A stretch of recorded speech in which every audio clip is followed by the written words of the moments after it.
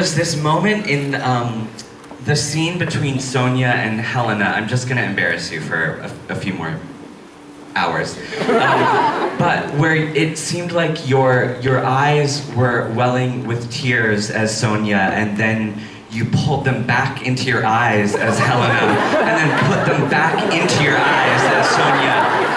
And it was like, I don't know, just everything from the way like one character would move like this and then the next would move like that, and you knew immediately where we were and who we were watching, and it reminded me of this this clip.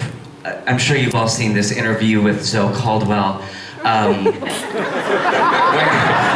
where she's just like, it's just a boring interview, and then at one point she recites a line from one of her shows, and she just casually turns, and all of a sudden you see everything in her eyes, and it's like you can feel the temperature in the room change. And I think that you have that like exact same thing where you like, just like the easy, immediate access to your imagination that I think every actor just really aspires to, and I really admire that. And I guess in spades. What? You have that in spades. Thank you. But I guess my question is, I don't know, like, what are we? Like, I did want to ask, I assume that you have favorite characters every once in a while. Like, you probably go through phases where like... Do you mean from the show? Well, no, from life. I don't know. Yeah, from the show. Yeah. So, is there a character from the show that's been your favorite recently? Yeah, probably.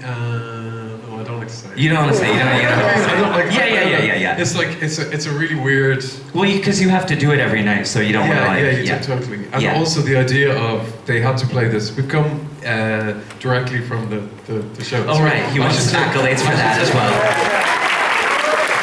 I hope you people brought your wet gear, because it's absolutely lashing rain outside. So we came directly we just came directly with all the audience leaving the Lucille Lortel Theatre where we're on. We're like, what the fuck are you doing? Why is he in such a rush? But anyway, so we had to come back here and look at it backstage, and I absolutely can't bear to look at yourself? I can't bear it. I can't. Yeah. Well, particularly, if it's in a film, then you have to see the film. But theatre, I don't want to. Right. I don't want to see it. Yeah, you want to put it. Just you want. Yeah. Well, shit when it, you're flush doing, it. Yeah, exactly. Yeah. Exactly right. So then when you watch them, you particularly don't want to. I don't want to look at like camp. It makes me. Well, if you don't want to talk about the show, I can ask you some other questions. I did Google like first date questions, and they're on. So there's 3 that I remember. One, and they stuck in my memory because it's such a weird combination of questions. But the first one is, what's your go-to snack food? Anything that you'd wear on a little sailor ship. Wait.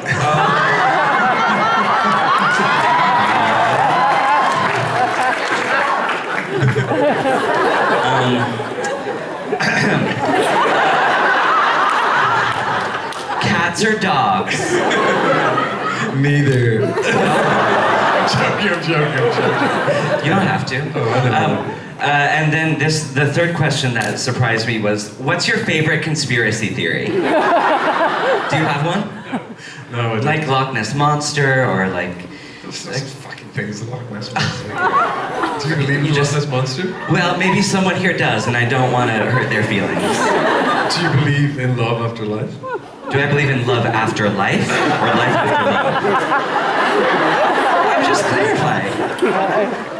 They did give me some questions about the show to ask you. Who did?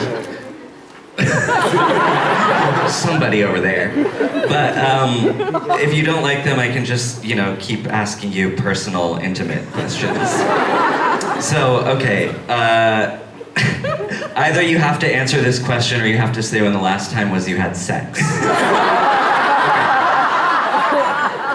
Are there any songs, films, TV shows, or other forms of art that inform or inspire you and your performance? And remember, if you don't answer this, you have to... Yeah. I would say this afternoon.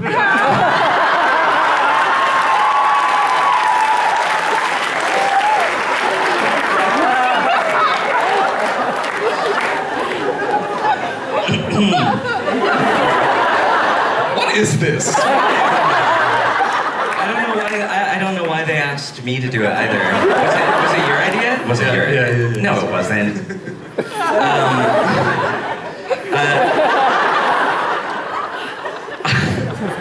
Okay, what should I ask if you don't answer this question? Top or bottom? Okay. Are there any milestone moments that stand out from the development process? Yeah, we started rehearsing this.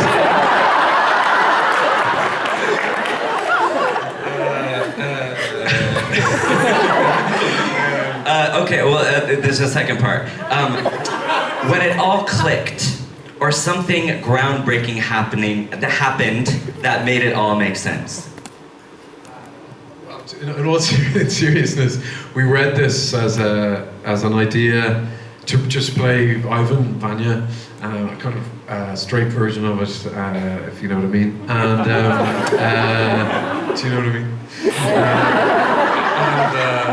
So anyway, Simon Stevens, the adapter, and Sam and I read all the parts. We just there were three of us doing it, and we misallocated the parts, so I ended up having to kind of act opposite myself by accident, and it worked. It was like, oh, cool, this is a bit with Alexander and him, and we were like, oh, that's kind of interesting, and then we were like, oh, maybe they're almost more similar to each other than, you think. So there, out in the world right now, are people that were part of that reading that didn't get the parts because... Okay. That's all I wanted to know. Okay. That's show business. Did you, were there, because I like the way that you, it's so elegantly done. That's more of a compliment to the director, not to you. Sorry, sweetheart. The use of props and other signifiers to differentiate between characters. Was there ever were there wrong props early on, or why? Oh, she shouldn't have a hammer. Totally. Yeah. It's exactly what that said. We went to a joke shop. We had loads of stuff. There was an idea of having mice, those wind-up mice across the way, and we did loads of things that were, just, What character was that? Well, when she goes, "Oh God, I hate the countryside." Oh yeah. Sure. Maybe we'll have something moving across, and then. But I think the big fear, you know what I mean, is. If you do a one-man thing, it's just like, oh, shut up. You're playing all the parts and doing lots of... All the characters are Irish, so to speak. Helena's sort of maybe a bit more Anglo-Irish, but that you're putting on too many accents, or you're just doing too much... Too athletic. Yeah, too much stuff. And so, actually, what I think is fun about it is that the audience has to do a little bit of detective work and a little bit of, moments of perhaps it takes a while to engage, and then after a while you can get rid of the tennis ball, you can get rid of the stuff, and you just know. And it's an exercise sort of in engaging the audience's brain a little bit. And actually, very strangely, here in the Lucille Lortel, actually I've got to say Cole was a big inspiration, because I went to see Oh Mary at NT Live Vanya. He went there to scope out the theater. He says it like he came to the show. I thought the theater was good. And it's such a beautiful little place, and you can really talk to the audience. And so actually, even now, it's one of the other things I really don't like. Well, I shouldn't be too disparaging. Why not? They're not here. No, but I mean about capturing something on film, the theater, because the way when you do something and you think, oh, something that you used to do, and you think, oh, I've thrown that out, and now you do something new, but I've never thrown anything out, but yeah, I'm sure. You must have. Did you find, as you were doing the show, that there's things that from the last... Yeah, that you just don't do them anymore. Yeah. And so if they captured it on one night, you think, it turned out to be so much better, and it's sort of agonizing in some ways. And actually at the Lucille Lortel, because you're able to literally speak right to the people really near, it's really, really beautiful. So you sort of are in love with the time you're doing it, and that's why theater's so fun. Cool. I have one more question that's really a setup to a story that I would like you to tell before we open it up to them.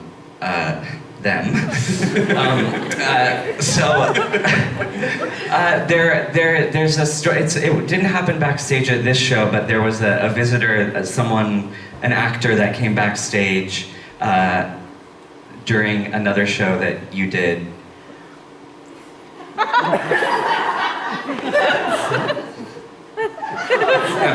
Yeah. Sorry. It's one of my favorite sort of like backstage stories. Yeah, she did. I was doing Present Laughter, which is...